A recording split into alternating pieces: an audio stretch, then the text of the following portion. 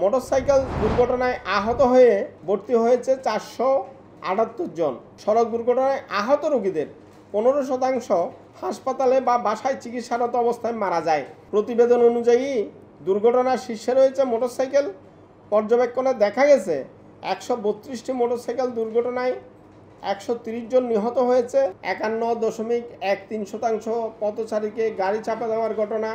বিগত 15 দিনে সংবাদপত্রে প্রকাশিত তথ্যমতে 309টি সড়ক দুর্ঘটনায় 336 জন নিহত, 762 জন আহত হয়েছে। অপরদিকে ঢাকার পঙ্গু হাসপাতালে তথ্য অনুযায়ী ঈদের আগে পরে 14 দিনে 1078 জন সড়ক দুর্ঘটনায় আহত রোগী ভর্তি হয়েছে, যার মধ্যে মোটরসাইকেল দুর্ঘটনায় আহত হয়ে ভর্তি হয়েছে 478 জন। বিশ্ব স্বাস্থ্য সংস্থার হিসাব বলছে সড়ক দুর্ঘটনায় আহত রোগীদের 15% হাসপাতালে বা বাসায় চিকিৎসারত অবস্থায় মারা যায়।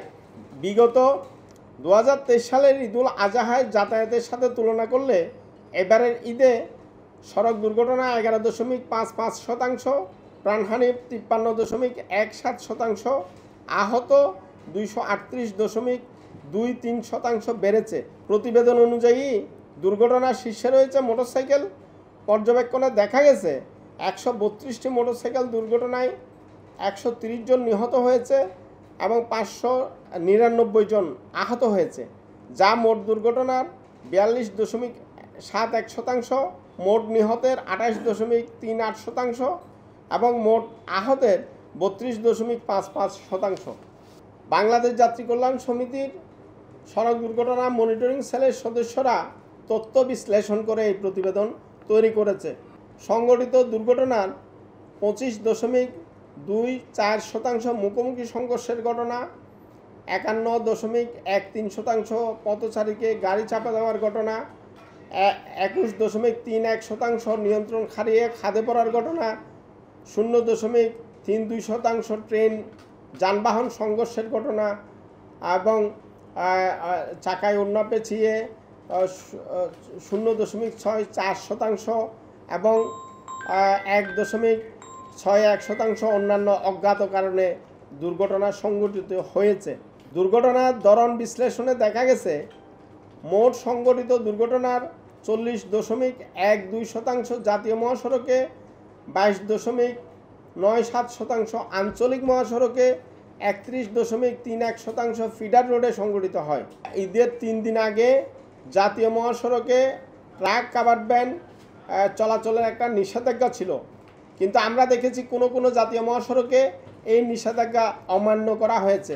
আর মোটরসাইকেল ইজি বাইক চলাচল নিষিদ্ধ ছিল, কিন্তু এই নিষিদ্ধ সড়কে এই যানবাহনগুলো কিন্তু চলেছে।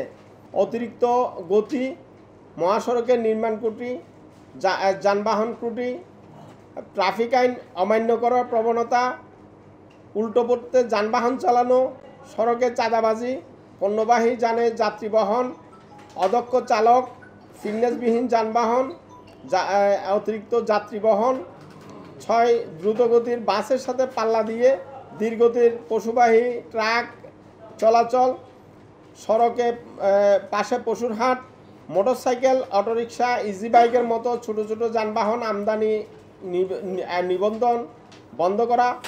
2 দক্ষ চালক তৈরির উদ্যোগ গ্রহণ করা, যানবাহনের নিবন্ধন পদ্ধতি ডিজিটাল করা, ধীরগতির যানবাহন এবং দ্রুতগতির যানবাহনের জন্য আলাদা আলাদা লেনের ব্যবস্থা করা, সড়কে চাঁদাবাজি বন্ধ করা, চালকের বেতন এবং কর্মঘণ্টা সুনির্দিষ্ট করা। 5 সড়কে রোড সাইন, রোড মার্কিং অঙ্কন করা, রাতের বেলায় ব্যাপক আলোকসজ্জার ব্যবস্থা করা, স্মার্ট পদ্ধতিতে সড়ক পরিবহন আইন প্রয়োগের ব্যবস্থা গ্রহণ করা।